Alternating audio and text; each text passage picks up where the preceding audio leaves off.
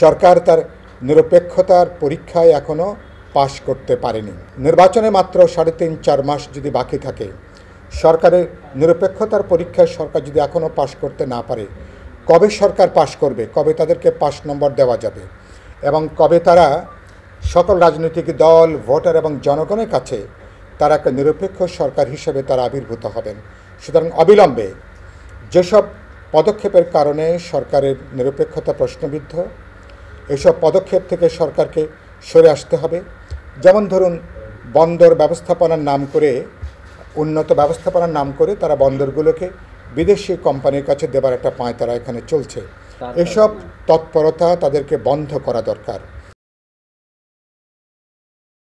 ত্রয়োদশ জাতীয় সংসদ নির্বাচন অনুষ্ঠিত হবার কথা, সে লক্ষ্যে সরকারের ঘোষণা, নির্বাচন কমিশনের প্রস্তুতি, রাজনৈতিক দলগুলোরও এক ধরনের রাজনৈতিক সাংগঠনিক প্রস্তুতি এবং জনগণের দিক থেকেও একটা আকাঙ্ক্ষা।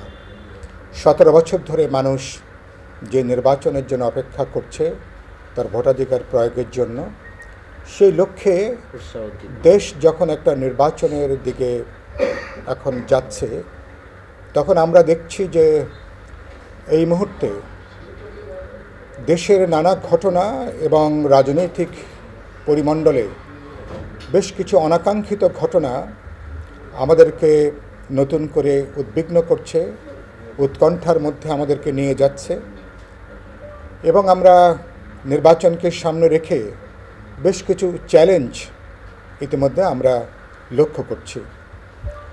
এর মধ্যেই আমরা উল্লেখ করেছি আমাদের প্রেস ব্রিফিংয়ে লিখিত বক্তব্যে, দেশে যে বেশ কিছু ঘটনা, বিশেষ করে ধারাবাহিকভাবে অগ্নিকাণ্ডের যে ঘটনা, সর্বশেষ শাহজালাল আন্তর্জাতিক বিমানবন্দরে এবং সেখানে কার্গো ভিলেজে, সেখানে 26-27 ঘন্টা ধরে যখন সেখানে অগ্নিকাণ্ডের ঘটনা, এটা যে কোনো নাগরিককে এটা উদ্বিগ্ন করবে, উৎকণ্ঠিত করবে, গভীর দুশ্চিন্তার মধ্যে নিয়ে যাবে।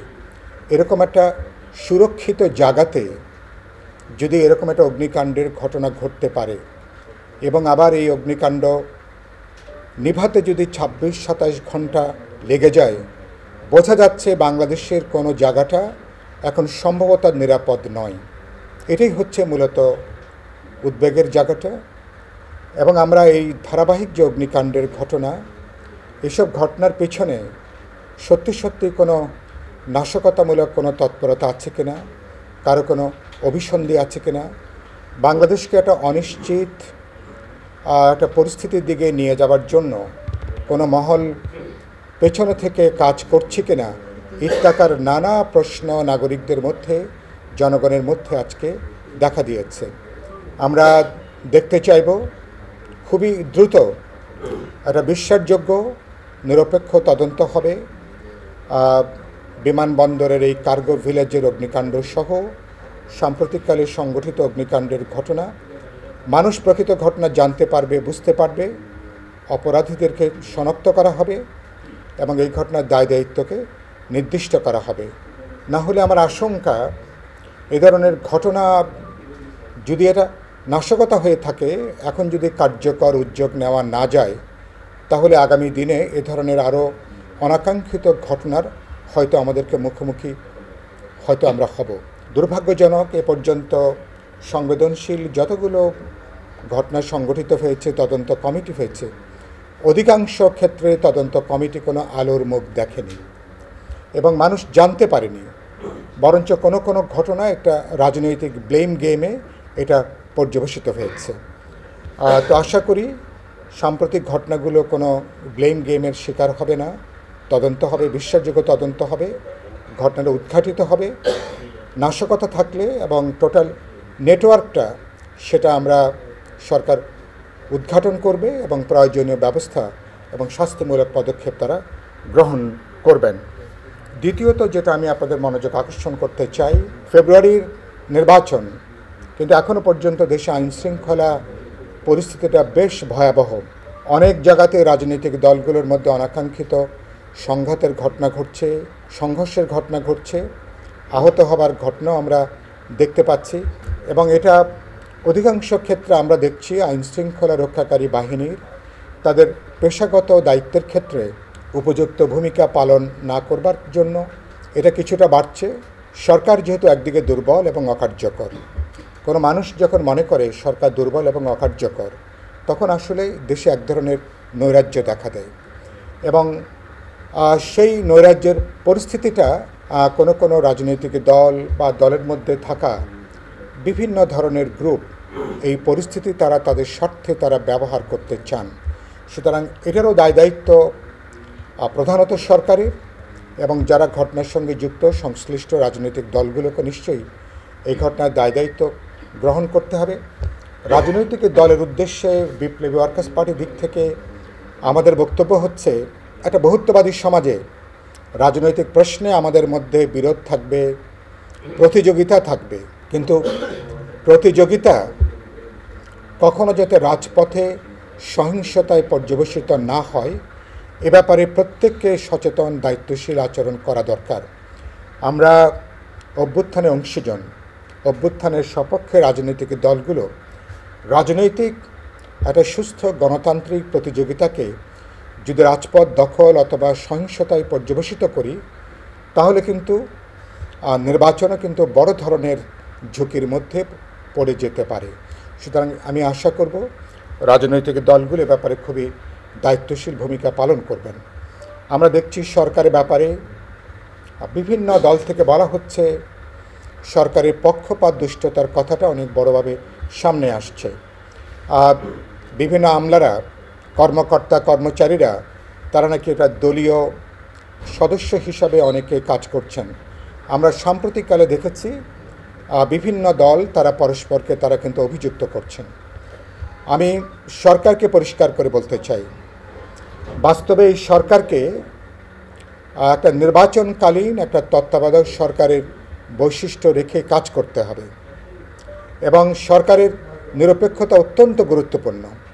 সরকারের নিরপেক্ষতা যদি প্রশ্নবিদ্ধ হতে থাকে তাহলে সরকারের প্রতি আস্থাটা কমবে, জন আস্থাটা হ্রাস পাবে এবং সরকার নিরপেক্ষতা প্রশ্নবিদ্ধ হলে আগামী জাতীয় নির্বাচন সেটাও কিন্তু ঝুঁকির মধ্যে পড়বে, প্রশ্নবিদ্ধ হতে থাকবে। তখন রাজনৈতিক দলগুলো এরকম একটা অবস্থায় আসলে নির্বাচন করা যাবে কিনা, নির্বাচন এটা গ্রহণযোগ্য হবে কিনা, এ সংক্রান্ত নানা প্রশ্ন সামনে আসতে পারে। সরকারকে বলতে চাই, ইতিমধ্যে আমরা বহু আগে থেকেই দাবি করে আসছি, সরকার তার নিরপেক্ষতার পরীক্ষায় এখনও পাশ করতে পারেনি। তো নির্বাচনে মাত্র 3.5-4 মাস যদি বাকি থাকে, সরকারের নিরপেক্ষতার পরীক্ষায় সরকার যদি এখনও পাশ করতে না পারে, কবে সরকার পাশ করবে, কবে তাদেরকে পাস নম্বর দেওয়া যাবে এবং কবে তারা সকল রাজনৈতিক দল, ভোটার এবং জনগণের কাছে তারা একটা নিরপেক্ষ সরকার হিসেবে তারা আবির্ভূত হবেন। সুতরাং অবিলম্বে যেসব পদক্ষেপের কারণে সরকারের নিরপেক্ষতা প্রশ্নবিদ্ধ, এসব পদক্ষেপ থেকে সরকারকে সরে আসতে হবে। যেমন ধরুন, বন্দর ব্যবস্থাপনার নাম করে, উন্নত ব্যবস্থাপনার নাম করে তারা বন্দরগুলোকে বিদেশি কোম্পানির কাছে দেবার একটা পাঁয়তারা এখানে চলছে। এসব তৎপরতা তাদেরকে বন্ধ করা দরকার। এগুলো একটা অন্তর্বর্তী সরকারের কাজ নয়। আগামীতে নির্বাচিত সরকার এলে, জনগণের ম্যান্ডেট প্রাপ্ত রাজনৈতিক সরকার এলে আমার বন্দর ব্যবস্থাপনা সহ বিভিন্ন মেগা প্রকল্প জনগুরুত্বপূর্ণ বিষয়ে যেখানে নীতি নির্ধারণের সিদ্ধান্তের প্রয়োজন হবে, সেসব ব্যাপারে পরবর্তী সরকার সিদ্ধান্ত গ্রহণ করবেন। তাদের উচিত হবে একান্তই, এখন বিচার চলছে, বিচারের কাজটাকে তারা আরও দৃশ্যমান করবেন, জোরদার করবেন। সংস্কারের ব্যাপারে তারা সেখানে উদ্যোগটা অব্যাহত থাকবে এবং জাতীয় নির্বাচনের ব্যাপারে সর্বাত্মক মনোযোগ এবং প্রস্তুতি নিবদ্ধ করা দরকার। এর বাইরে যত এজেন্ডা আছে, সকল এজেন্ডাগুলো সরকারকে গুটিয়ে আনা দরকার এবং তাদের প্রধান যে কর্তব্যটা, যে বিচার এবং সংস্কারের প্রক্রিয়াতে আমরা বলেছি গণভোট এবং জাতীয় নির্বাচন, এবং সেটা যদি ফেব্রুয়ারিতে একই দিনে অনুষ্ঠিত হয়, যেটা রাজনৈতিক দলগুলোর অধিকাংশের কাম্য, দেশবাসীর কাম্য এবং ভোটারদের কাম্য, তাহলে বাংলাদেশ একটা গণতান্ত্রিক পথে বাংলাদেশ হাঁটতে পারবে। সেজন্য সরকারকে বলতে চাই, এই নীতিগুলো তারা যেগুলো তাদের এজেন্ডার বাইরে, তারা এগুলোকে বন্ধ করবেন। আর যেসব উপদেষ্টার কারণে সরকার বিতর্কিত হয়ে আছেন, আমি নাম উল্লেখ করতে চাই না, নামটা আমার চেয়ে আপনারা ভালো করে জানেন। অনেক আগেই সরকার উচিত ছিল তাদেরকে অব্যাহতি দেওয়া, তারা এখনও পর্যন্ত তারা অব্যাহতি গ্রহণ করেননি।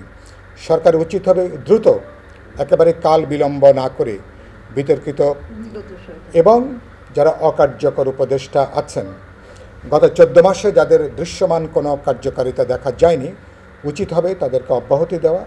তারা যদি আনন্দের সাথে অব্যাহতি না নেন, সরকার উচিত হবে তাদেরকে সেখানে অপসারণ করা এবং প্রয়োজন বোধে 1, 2 জন 3 জন কার্যকর দক্ষ প্রজ্ঞাবান ব্যক্তিকেও উপদেষ্টা মণ্ডলীর সাথে যুক্ত করা, যারা জন আকাঙ্ক্ষা অনুসারে আগামী ফেব্রুয়ারিতে জাতীয় নির্বাচনের মধ্য দিয়ে দেশ যেন গণতন্ত্রের পথে হাঁটতে পারে, এ পথ তারা তৈরি করবেন। আর যেসব আমলাদের ব্যাপারে অভিযোগ আছে, দলীয়করণের প্রশ্ন আছে, অভিযোগ আছে, নিশ্চয়ই সরকার বিচার বিবেচনা করে সেসব ব্যাপারগুলো তারা সিদ্ধান্ত তারা গ্রহণ করবেন। আমি নির্বাচন কমিশন সম্পর্কে 2-1 কথা উচ্চারণ করতে চাই। নির্বাচন কমিশন বাস্তবে আমরা জানতে পারছি যে তারা তারা নাকি ডিসেম্বরের প্রথম অংশেই জাতীয় নির্বাচনের শিডিউল তারা ঘোষণা করবেন, কিন্তু এখনও পর্যন্ত রাজনৈতিক দলগুলোর সাথে নির্বাচন কমিশনের কোনো বৈঠক হয়নি। যারা নির্বাচনের প্রধান স্টেক হোল্ডার নির্বাচন কমিশন, এখন তাদের সাথে এখনও তাদের চেনা পরিচয় সম্পন্ন হয়নি অধিকাংশ রাজনৈতিক দলগুলোর সাথে। আরপিও 46টা প্রশ্ন তারা এখন আইন মন্ত্রণালয়ে পাঠিয়েছেন ভেটিংয়ের জন্য। আমি মনে করি এটা কিছুটা ঘোড়ার আগে গাড়ি জুড়ে দেওয়ার মতন অবস্থা।